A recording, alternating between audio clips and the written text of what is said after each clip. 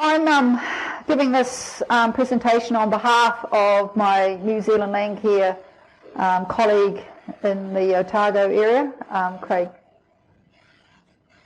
And it's on the Pomahaka River. And we talk about rivers, and it's always good to see a picture of what sort of river we're talking about. So this is the Pomahaka River. They created a water care group, and this is part of their vision, to have the absolute highest water quality so that future generations can enjoy the river. But they want to have profitable and sustainable agriculture and other businesses, pristine environment, healthy ecosystems, and educate by encouragement rather than enforcement. This is a bit of information on the Pomahaka River. You can see there it's 340 farmers. They pay a $250 subscription to it, as well as having $300,000 of sustainable farming fund funding. Each tributary has its own subgroup. It has signage, like we see in the corner, that comes in, and when you enter the catchment, they have a goal of having something in the media each month, and they have newsletters. They do their own monitoring of the river. They pay for their own sampling. New Zealand Landcare Trust has this opportunity through a supplier of E. coli measuring equipment. They have one of those in that catchment, and so the farmers can take their own E. coli measurements.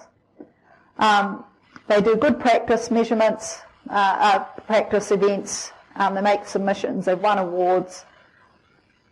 They've created a response team, which is basically of farmers. So if a particular farmer has an issue or somebody reports them as having an issue, then two farmers from this response team will go and work with the farmer to see if they can come up with an issue. They set up a community nursery, and this community nursery and this thing that Lloyd has set up really gives me hope. You know, hope for what Kiwis can do. So he decided, well, he would set up a nursery, he would eco-source the plants, and he'd get the farmers to pay $2 up front for these trees. Then he would involve the whole community, you know, all these people that go around selling chocolates for fundraisers and cake stalls and things. Instead, they came to this nursery and they worked in the nursery, and that was how they funded some of the community events. And then the farmers were charged another $3 on delivery. Now, for those of you that have anything to do with riparian planting, you must know that normally a riparian plant and a root trainer cost you somewhere between $2 and $2.50. So these farmers were paying twice as much for these plants, but they were doing it because it was involving the community. And so I thought that was an amazing lesson of what could be possible. So this is their who you're going to call thing here with the support response team. This is a picture of their nursery. Right, I'm going to talk to you about two wetlands the farmers have put in themselves. This is a particular wetland. It's an open drain. It's approximately filtering 30 hectares. It's got two sediment traps upstream. The wetland length is 90 metres, and it cost about $2,000 to put in. That includes the cost of the plants, the labour of the farmer, and the earthworking equipment. So if you look here, there's a sediment trap 1, 2, and then the wetland. And this is what an aerial one of it. So the water coming into the wetland here and leaving it out. And the concept is filtering your water as it leaves your property. So the red is the water, where they're sampling the water. This is E. coli coming in to the catchments, and this is over time. So wetland in, wetland out. So this little green one down here is how it's coming out. This is the target amount. And you can see that that little $2,000 investment for that 30 hectares has been remarkably effective at filtering out the wetland. These high flow events, the effectiveness is not so great, but it's still pretty awesome. So it reduces the E. coli up to 99%. Under low flow conditions, and as we get those high flows, which we've talked about through this, it's less effective, but it's still a 75% reduction. This is another one on a property.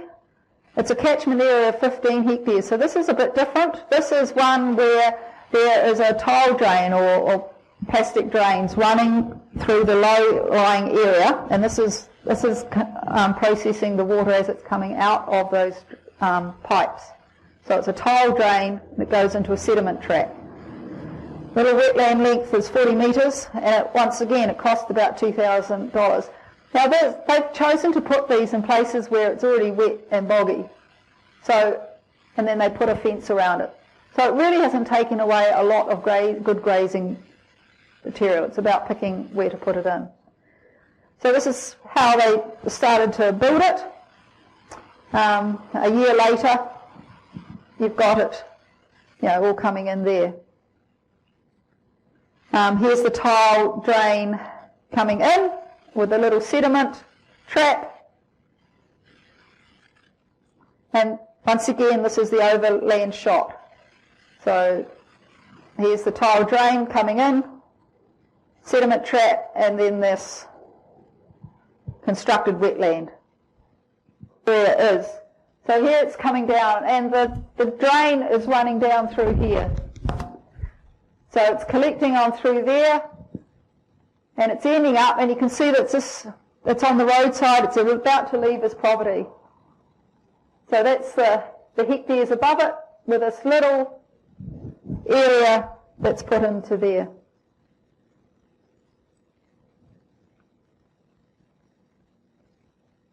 And you can see the planting is not huge, and some of these plants were transplanted from other areas. And when you look at the cost of that versus, the potential of lots of fencing and how effective it is, I do wonder whether these are some of our practical solutions that we could actually do. Now, what about the data? Once again, red, water coming in, green, water coming out. These are two high flow areas, and this one in fact goes completely up the scale. I don't know if you've noticed there's a change in scale in this map compared to this graph compared to the other one. So the E. coli coming out of these drains, or these pipes, or these tile drains, are very high. And Craig says that it's always higher coming out of these drains than it is out of open drains. And there's all sorts of potential reasons for that. Some of them are just straight, if you think about the drain being this far under the soil, and you get a flow event, you get water accumulating on the surface, it goes through the pores and straight into the drain. So there's a lot of filtering there. There's also the possibility that that the E. coli are surviving in the sludge of probably these drains, and then as you get a flush through, it's all getting washed out. But these are a significant area of contaminating E. coli. So this was effective up to 99% under low flows, but only about 55% under high flows. And if you notice the construction of that, it was quite a steep level thing, and the farmers are actually going to try to add on and do a new design for this, where they let the water flow out a bit further to increase its capacity of holding that material in there.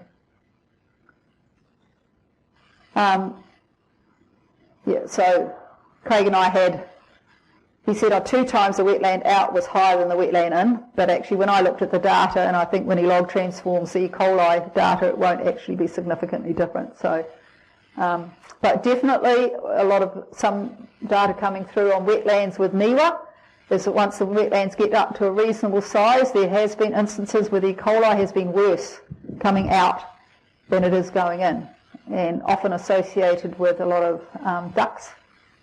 But we do have to be careful. I don't think we've got the design completely sorted, And it would be great to try some of these designs in the top of the south and get some measurements on them to see how we can do with those.